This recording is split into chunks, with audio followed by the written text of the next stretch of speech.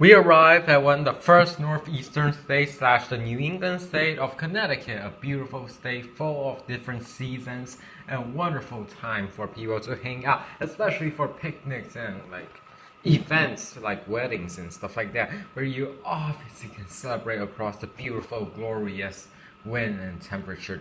So welcome to the state of fine, and also amazing school education for everyone to handle around, and also a bunch of different leaves falling around too.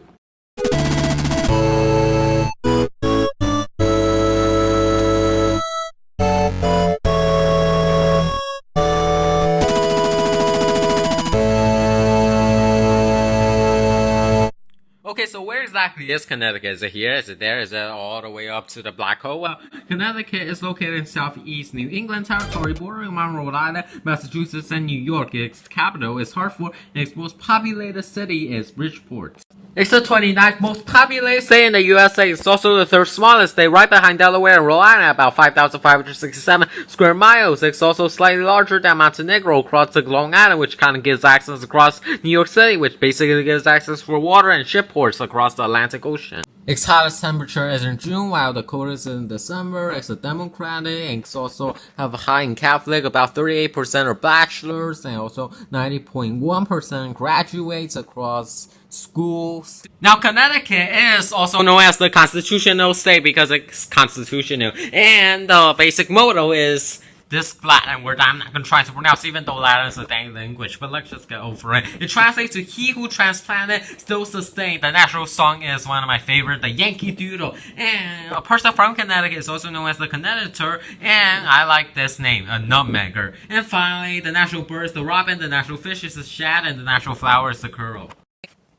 So if I have to rank all the 50 states, I rank Connecticut as interesting, because Connecticut is interesting because apparently if a state is part of the 13 colonies, it's automatically interesting. So basically, history of Connecticut. Connecticut was first founded by Adrian Block, which is a Dutchman who is Dutch, that explored after sailing through the river that's in Connecticut, which is also known as the Connecticut River, which is also known as the Fresh River because the river is pretty fresh.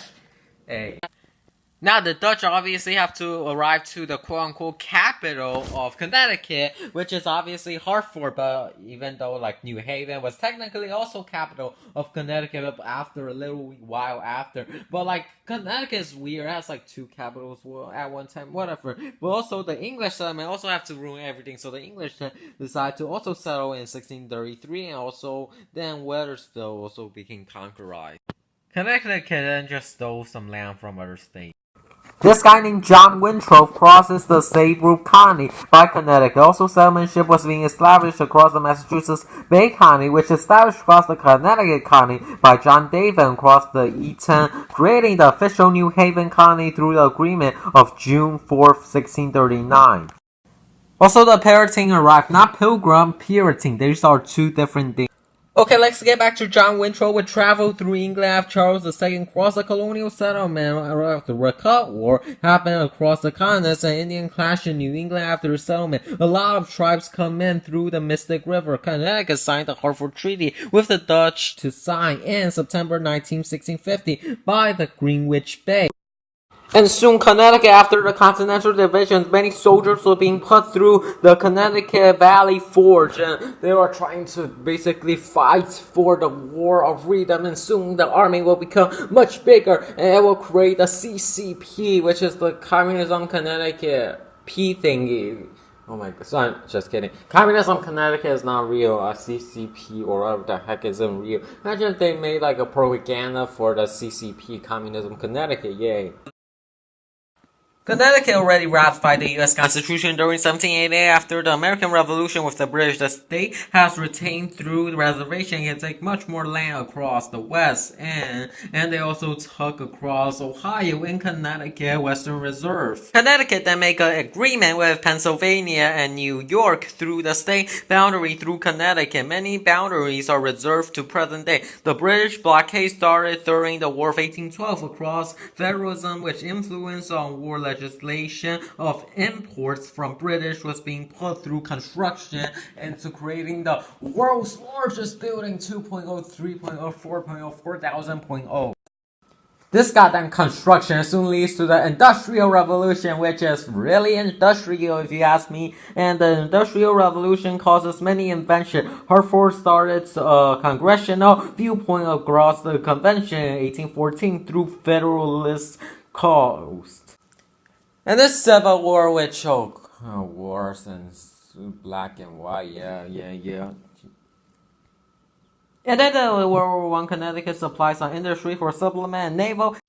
During September 21st, 1938, a storm hits in New England on Connecticut, killing devastation through shoreline across Long Island. With this kind of leads to the Lend-Lease Act, which basically is all about guns, which I don't want to talk much about because I don't want to be associated with a gangster, so let's just move on. This Connecticut basically supplies weaponry on supplies in World War II. It manufactures over 4.1% total armed force and tanks.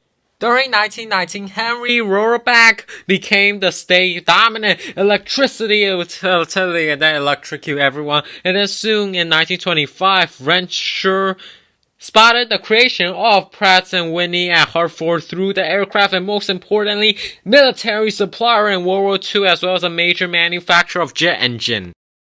Connecticut then decided to manufacture helicopter because they have the money to, and why not just invest your money on buying stuff that you don't even need for World War II? And then soon, Connecticut lost economy.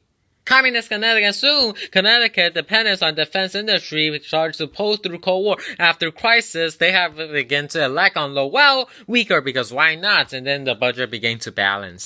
During the 2000, Al Gore started on major party. A lot of storms and hurricanes happened after that, and many tropical storm force wind massacre, school shooting, water clouds, and uses droughts and all those dangerous stuff. And communist Connecticut, oh my god, so many stuff that happened in Connecticut, which leads to this. Complete history, complete.